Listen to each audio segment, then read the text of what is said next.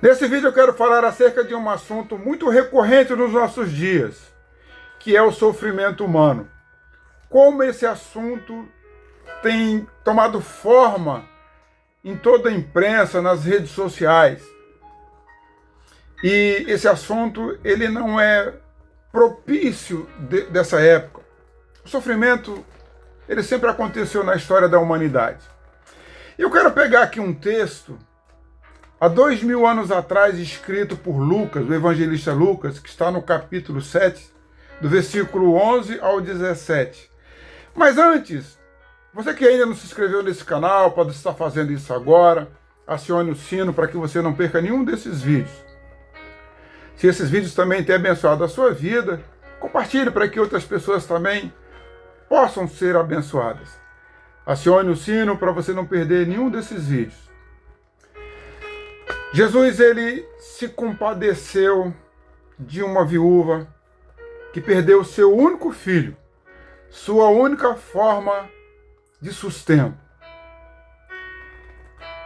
No texto em pauta, Lucas relata duas multidões.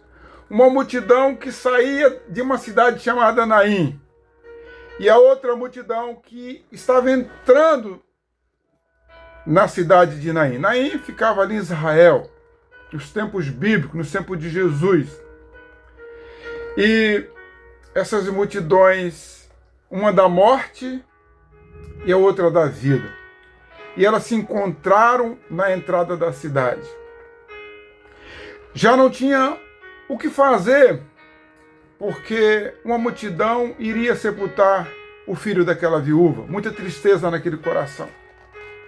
Mas o que nos chama a atenção aqui é que o Senhor Jesus, que liderava aquela multidão da vida, ele não passou direto. Talvez se Jesus não estivesse guiando aquela multidão da vida, elas passassem direto uma pela outra. Talvez não houvesse um momento que elas parassem, mas cada uma tomasse o seu rumo, uma entrando e outra saindo. Mas não foi isso que Jesus fez. Por ele ser bondoso, misericordioso, por ele ser o dono da vida, e ele se sensibilizou com aquela viúva, como ele se sensibiliza por aqueles que clamam por ele. Ele não passa direto. O Senhor, ele dá ouvidos ao clamor do necessitado. Ele não mudou, ele continua o mesmo, porque ele amou. A Bíblia diz que ele é riquíssimo em misericórdia. O cortejo da vida, conduzido por Jesus, entrando naquela cidade, parou e Jesus se compadeceu daquela mulher. E Jesus, o texto diz que ele tocou naquele caixão onde estava aquele jovem. E ele deu ordem para aquele jovem sair daquele caixão. Porque ele pode fazer isso.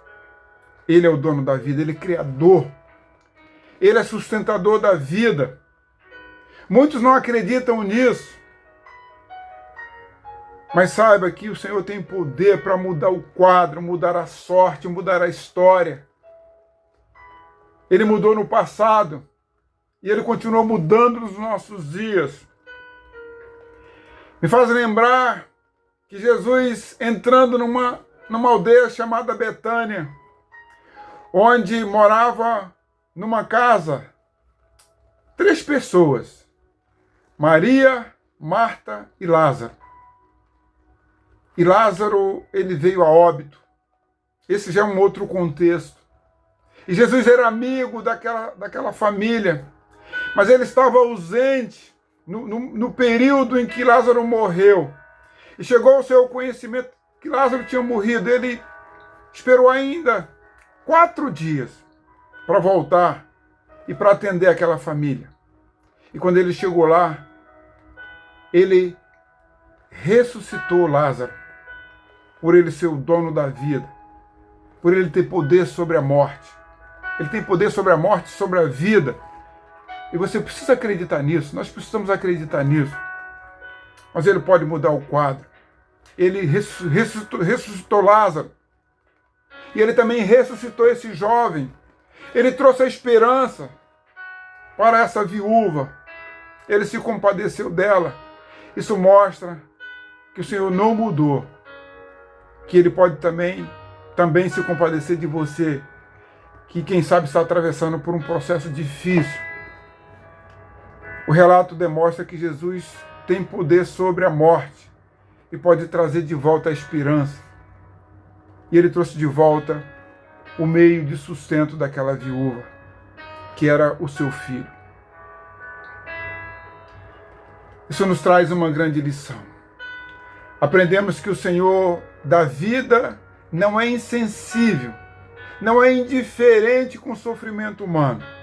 Assim como ele se compadeceu de Marta e Maria, assim como ele se compadeceu daquela viúva, ele também pode se compadecer de você, que está passando por um processo difícil, quem sabe, uma separação, um filho nas drogas, um desemprego, uma enfermidade incurável. Saiba que o Senhor pode reescrever a sua história. Ele pode mudar o seu quadro. Ele pode parar a partir do grito de socorro que você possa fazer a partir do momento que você já não vê mais saída nem solução.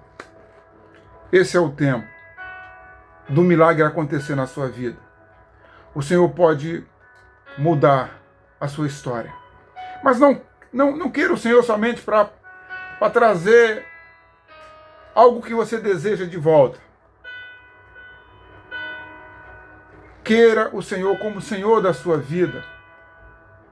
Não somente alguém que pode suprir as suas necessidades momentâneas, mas alguém que pode reger a sua vida para sempre. Ele pode te dar a vida eterna. Algo que não é transitório, mas é algo que é para sempre. Você morar com o Senhor eternamente. Não queira o Senhor somente para fazer um milagre para você. Não procure Deus como alguém que chega no mercado, alguém que chega numa mercearia, numa padaria e se debruça no balcão e diz assim: olha, eu quero isso, ou eu quero aquilo. Não trate o Senhor como alguém que pode suprir somente as suas necessidades passageiras, suas necessidades efêmeras, mas alguém que pode te dar a vida eterna. E Ele pode estar fazendo isso hoje. Ele pode estar mudando o seu quadro, a sua sorte, o seu processo. Ele pode transformar a morte em vida, a doença em saúde, o desemprego em emprego, a agonia em alegria, o conflito em paz. Ele pode estar fazendo isso, mas Ele pode fazer muito mais. Ele pode escrever o seu nome no livro da vida e ninguém pode apagar. Deus abençoe a sua vida. Creia no Senhor, confie nele, entregue o seu caminho ao Senhor, confie nele e o mais Ele fará. Fique com Deus e até o próximo vídeo.